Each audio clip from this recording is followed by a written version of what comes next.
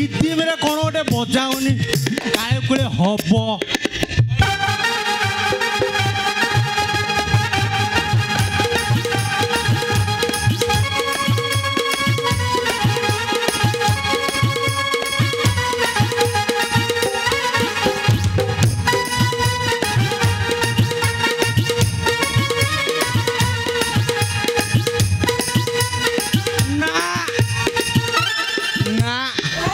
ଶଳା ବିଜୁଳିଟା ଶୋଇ ପଡ଼ିଛି ନା କ'ଣ ସା ଏତେ ବୁଲେଇ ବଙ୍କେଇ ଡାକିଲିଣି ଥରୁଟିଏ ବି ଜବାବ ଦେଇନି। ଯଦି ବିଜୁଳି ବୋଲି ଚିଲେଇ ଦେବି ଶଳା କଥା ସରିଲା। କୋଉଠି ଥିବ ସେ ଶଳା ଖେଣ୍ଟା ସାଉଁଟି ବୁଡ଼ା ସାଙ୍ଗେ ସାଙ୍ଗେ ମୋ ପଛପଟେ ମୋଟା କିଳିଆ ପସେଇ ଦେବ। ନା ଆଉ ଥରେ ଚିଲେଇ ଦେବା ମୋ ବିଜୁଳି ବତି ସ୍କାଇଲାଇଟ୍ ସାଇଜ 30 ତୁ ଅଛୁ କୋଉଠି ଡାକି ଡାକି ମୋର ଗଲାଣି ଫାଟିଲ।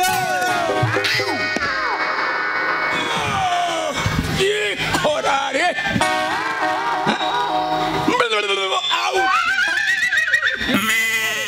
ଲକ୍ଷ୍ମଣ ସାର୍ ଟିକେ ତମେ ଉଠେଇଲ ମୁଁ ଟିକେ ଉଠାଏ। କ'ଣ ତମେ ଟିକେ ଉଠେଇଲ ମୁଁ ଉଠେଇବି। ନୀଳମଣି ପାହିଲା ରାତି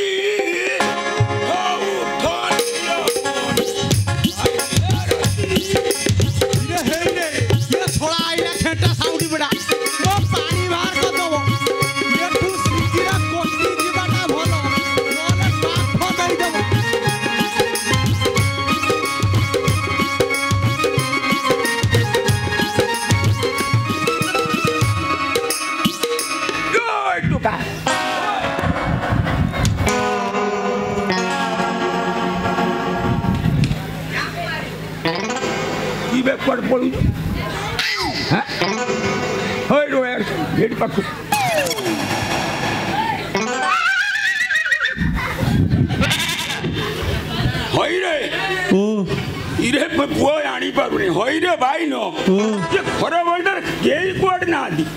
କଣ କଣ ହେଇ କଣ ପଳଉଥିଲୁ? ମୋ ନା ବାଇନ ନୁହଁ ମୋ ନା ଟୁଙ୍ଗୁରୁ ଭଳ।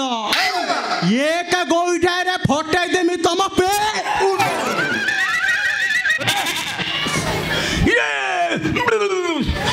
ନାନୀ ଟୁଙ୍ଗୁରି ବଳ ଏକ ବାମ୍ଫରେ ତୋର ଭାର କରିଦେମି ସବୁ ଝୋଳ ଝୋଳ ବାହାର କରିଦେମି।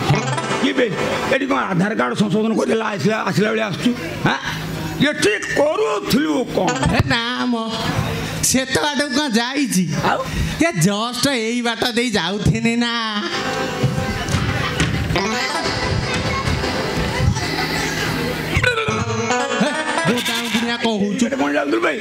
କୋଉ ବାଟେ ଯିବି ଏଠି କରୁଥିଲୁ କ'ଣ? ଢିଙ୍କିଟେ କରୁଥିନି ବୋଦା ପୁଣିଆ ହଉଛ ଢିଙ୍କିଟେ କରୁଥିନି।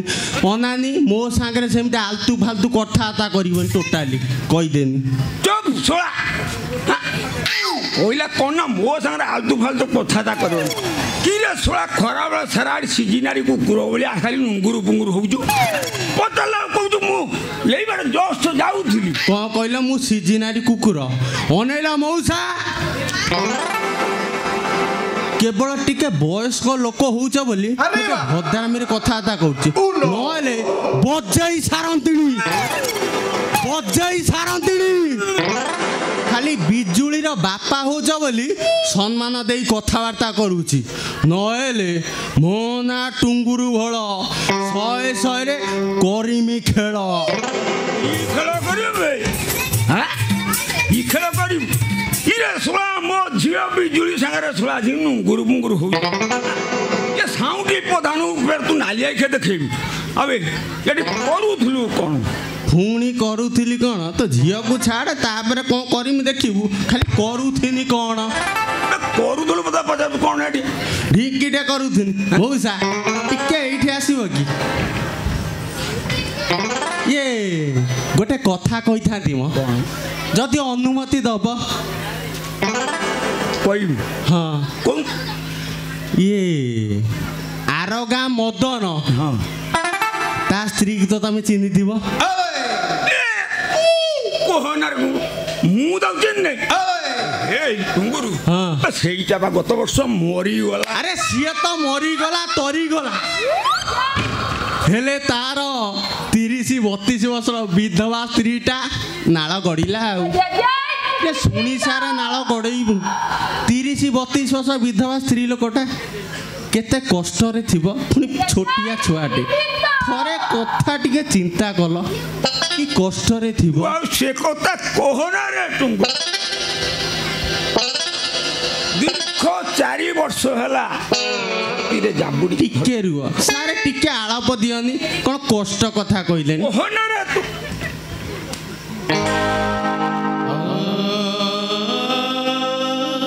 କୁହ କୁହ କୁହ।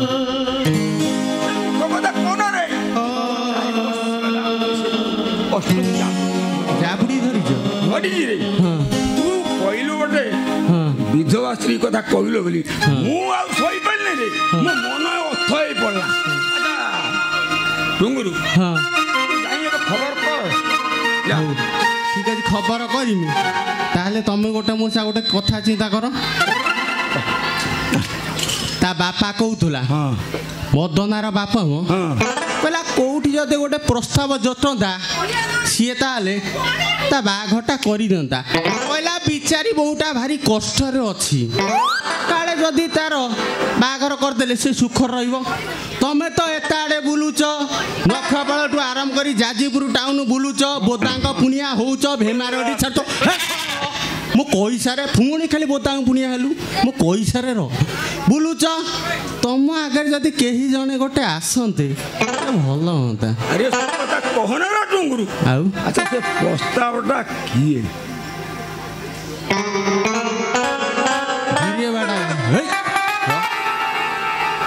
ହଉ ମୁଁ ଏଥର ଆସୁଛି, ତମେ ଭାବିକି ଜଣେଇବ। ଆଉ ନା କ'ଣ କହୁଛ ମଉସା?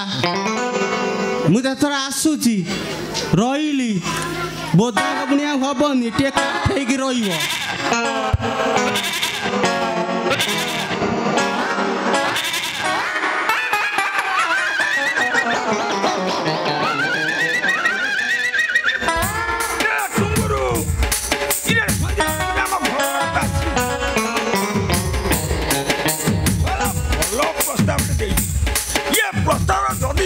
এই বাধা ন দেবে ভারী বড়িয়া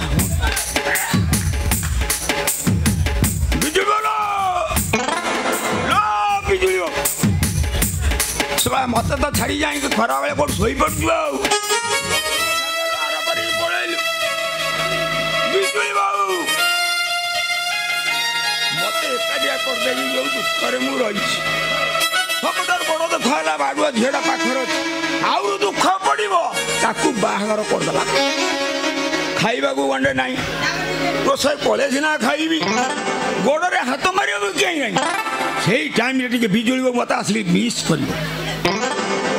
ତମେ ମିସ୍ କଲେ ବିଜୁଳି ବାବୁ ଗୋଟେ କଥା ମୋ ମୁଣ୍ଡରେ ଜୁଟିଛି। ଦ୍ୱିତୀୟ କର୍ମୀ ଯୋଗ, ସେ ଯୋଗର ହେଲା ଦ୍ୱିତୀୟ ବିଭାଗ।